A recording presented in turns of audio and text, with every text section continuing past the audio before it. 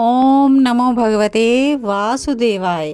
Krishna devotion channel पर आप सभी भक्तों का स्वागत है और हम श्रवण कर रहे हैं भगवान श्री हरि नारायण के पवित्र माघ मास की कथा।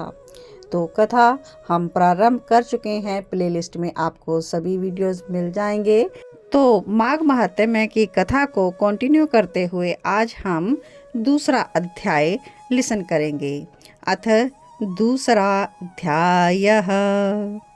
पिछले भाग तक हमने श्रवण किया कि राजा शिकार करने के लिए जंगल में गया और वहां पर तपस्वी से उनकी बात हो रही है और वह तपस्वी से माघ महात्म्य की बात जानना चाहते हैं।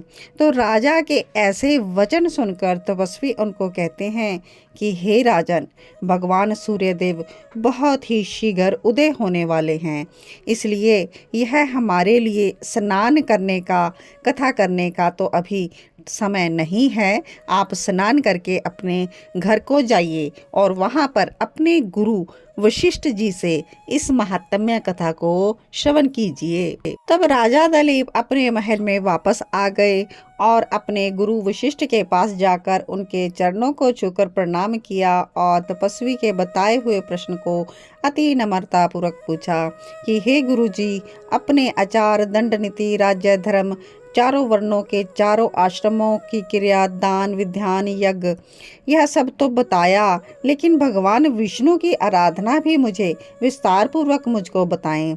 अब माघ मास के स्नान के महत्व को सुनना चाहता हूँ मैं, तो तपोधन नियम पूर्वक आप इसको भी समझाइए। तब वशिष्ठ जी कहते हैं कि राजन, तुमने दोनों लोगों के कल्याण के लिए वनवासी गृहस्थियों के अंतःकरण को पवित्र करने के लिए माघ मास के स्नान का सुंदर प्रश्न किया है।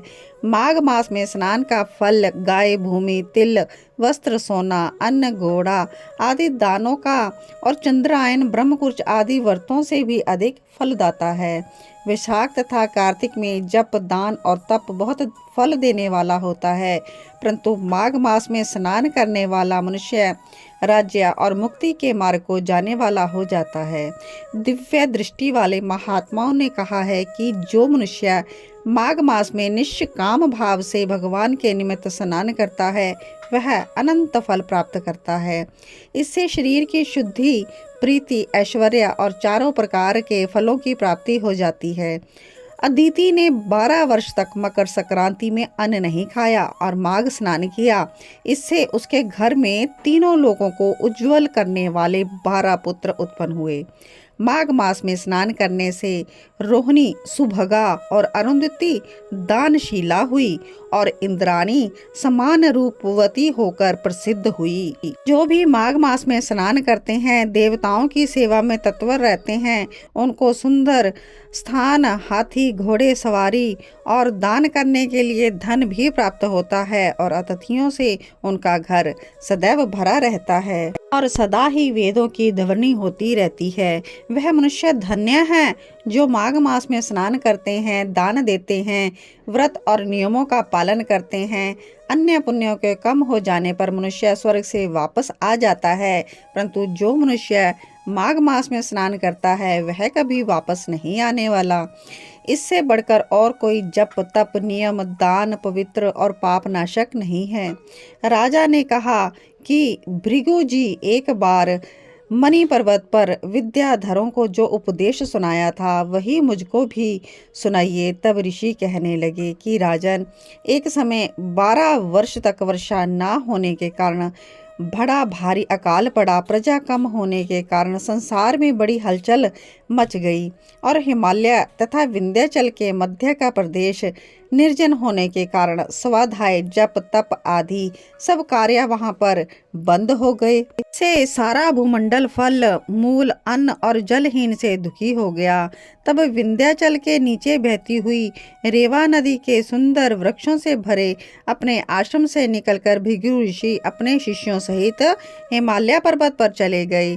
इस पर्वत की चोटी नीली और नीचे का भाग सुनहरी होने के कारण पर्वत इतना सुंदर लगता था कि पीतांबरधारी श्री विष्णु भगवान ही वहां पर हों। पर्वत के बीच का भाग नीला, बीच बीच में कहीं सफ़ेद स्फटिक मणि होने के कारण बहुत ही सुंदर लगता था। रात्रि के समय वह पर्वत दीपकों की तरह चमकती हुई दिव्य औषधियों से पूरित होता था, महल की शोभा जैसा लगता था। यह पर्वत बांसुरी बजाता हुआ लगता, सुंदर गीत गाती हुई किन्नरियां वहां पर थी, और यह पर्वत नीलम पन्ना पुखराज जैसी इसकी चोटी से रंग बिरंगी किरणें इंद्रधनुष के समान निकलती थी। रात दिन ब्रह्मा जी का ध्यान करने वाले यहाँ पर तपस्वी रहते थे, और कई तो रुद्राक्ष की माला हाथ में लिए जप इत्यादि करते थे और शिव की आराधना करते थे। तो एक ओर से वहां पर मदार के पुष्पों की सुगंधी आती थी। झरनों से साफ जल सुंदर शब्द करता हुआ बह रहा था। पर्वत के निचले भाग में जंगली हाथी अपने बच्चों के साथ खेलते, कस्तूरी मृग हिरणों के झुंड इधर उधर भागते, गौएं नाना प्रकार के पशु क्रीड़ा करते, कबूतर चकोर पपीहा मनोहर वाणी से बोल रहे थे। यह पर्वत सदा राजहंस और मोरों से शोभित होता, तो इसी कारण हमेशा देवता यक्ष और अप्सराएं यहाँ पर वास करती थी। तो आज की कथा हम यहीं पर विश्राम लेते हैं। तो कल को हम श्रवण करेंगे तीसरा अध्याय। तो तब तक आप सभी जुड़े रहें कृष्णा डिवोशन चैनल के साथ और माघ मास को सफल करें। माघ मास महत्म्य की पूर्ण कथा आप यहाँ पर ज़रूर लिसन करें। तो सभी को जय जय श्री राधे श्रीमन नारायण नारायण नारायण भजमन नारायण नारायण नारायण श्रीमन नारायण नारायण नारायण सीता नारायण नारायण नारायण।